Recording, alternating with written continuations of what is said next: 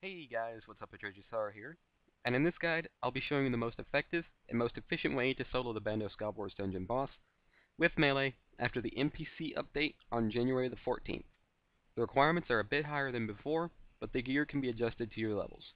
Please note, the Godwars dungeon is a very dangerous area, and the chance of death is always a possibility, so only bring items and gear you are willing to risk. Apart from that, good luck on your kills, and have fun. In addition to being very dangerous, the boss can also be very profitable. While soloing, be on the lookout for some high-value drops you can receive from the boss and his minions, such as the Bandos Tassets, the Bandos Chestplate, the Bandos Boots, the Bandos Godsword Hilt, the Bandos Helmet, the Bandos War Shield, and the Bandos Gloves. On screen now you'll see a list of recommended and required levels for the Bandos Godwars dungeon solo.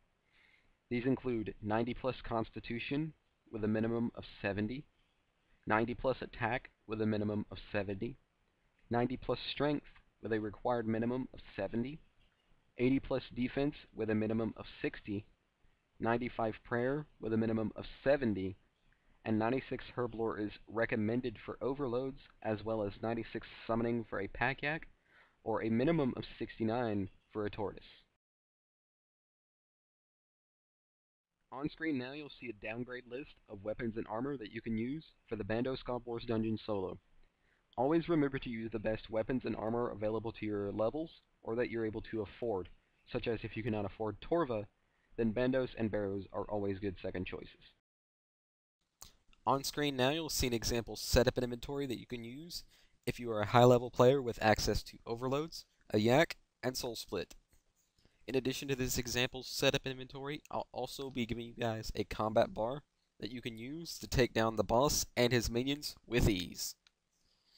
Your first ability will be Slice, your second will be Punish, your third will be Smash, fourth will be Cleave, fifth will be Sever, sixth will be Quake, seventh will be Hurricane, eighth will be Assault, ninth will be Berserk, and your final thing will be your Quick Prayers.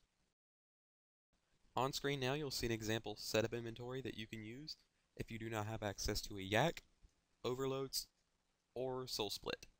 You'll be swapping out the yak for War Tortoise that you will fill with Rocktails. You'll be swapping out your overloads for either an extreme set or super set. And since you do not have access to Soul Split, you'll be upgrading your defensive armor to either Varix or Bandos. With the Varix set effect, your melee attacks have a chance to deal improved damage, so this will increase your kill speed just as if you were using Void. And to simulate Soul Split, we'll be using the Vampirism aura. Other than that, the combat bar is pretty much the same. Once you have chosen your setup and inventory, it's time to head to the Godwars dungeon. To get there, if you've completed the Edgar's Ruse quest, simply take out 2 Laws and 2 Fire Runes and teleport to Trollheim. Either run from Birthrope all the way to Trollheim, and then go to the boulder, or use a Trollheim teleport tablet, and then follow the path that is shown on screen now.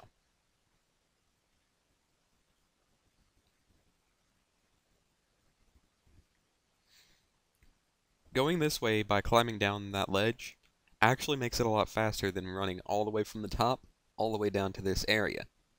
Since you'll be saving time, that means less time that your yak will expire in, or your tortoise. Now when approaching the boulder, make sure to turn on your protection prayer to range, since the thrower trolls will now attack you regardless of if you're max combat level or not. Kind of an odd feature for Jagex to add in, since we're so used to not being attacked by them. Once here, you'll need either 60 strength to lift the boulder, or 60 agility to squeeze past it. Since it's a little bit faster in animation frames, we'll do that. Simply turn on Protect Melee to protect yourself from the wolves' attacks a little bit.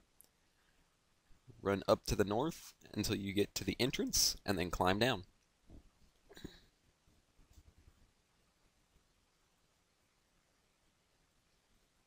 Once inside, you want to head to the northwest to reach the Bandos Encampment.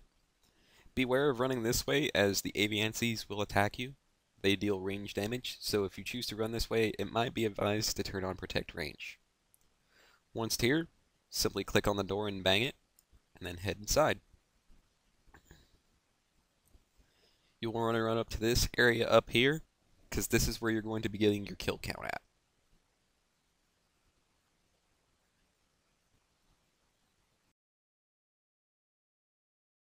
Once inside the Bandos Encampment, you'll need to kill 40 followers before you can fight the boss. To get this kill count easily, we'll be attacking the Spiritual Rangers, since they are weak to melee. When attacking the Rangers, make sure to use Slice, then another ability, and then back to Slice again. By following this method, you'll be able to constantly use abilities against the Rangers, and this will make the kill count much easier. When in this area, be careful what abilities you use, such as your AoEs, since you might end up attacking the Spiritual Mages, Spiritual Warriors, or even the Jokers or Cyclopses. If you're low level, these may cause you a bit of a problem, since you don't have a way to heal if you don't have Soul Split. To remedy this, simply use the Regenerate ability after you've reached full adrenaline, and this will heal you up just a little bit. In addition to that, if you are a high level player, then feel free to use your AoE abilities attacking multiple creatures, since you can easily remedy this by using a combination of Soul Split as well as Regenerate. In addition to that, to decrease the amount of time it'll take you to get your kill count, use the Berserk ability. This will dramatically increase your damage output for 20 seconds and make getting the kill count much faster. Once you have found a free world and gotten your kill count, it's time to face the boss. But before we do that, let's make sure our quick prayers are set. Have them set to protect item, Soul Split and Turmoil if you have it, or protect from melee and piety. Once you have done that, time to simply activate your aura, drink your potions such as your superset or extremes or overload, drink your prayer renewal, then turn on your quick prayers, take note of where Sergeant Steelwheel is in the room, and then head inside.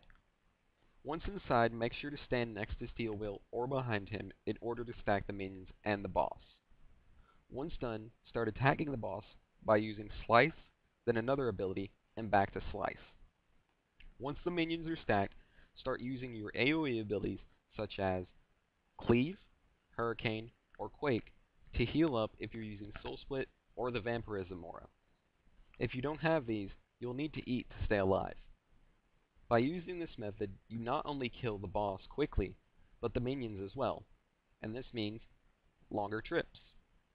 When Sergeant Steelwheel respawns, make sure to move behind him or next to him to stack the minions again. Also take note of his spawn so you can stand behind it to stack them again for your other kills. After the minions and boss are dead, you simply need to pick up your loot and bank it with your yak, or leave it if you're using a War Tortoise. Use Regenerate to gain a bit of your HP back, or eat some of the food that is dropped by the minions, and then wait for the boss to respawn again. But that's pretty much all I have for this guide, guys. I hope you found it informative as well as helpful, and I hope you enjoyed it. If you did, then feel free to leave a like to show your support, feel free to share this video with your friends, and feel free to favorite it for future reference. If you are new to my channel, then feel free to subscribe for more guides and videos. Until next time, guys, I've been RagesSorrow, and peace.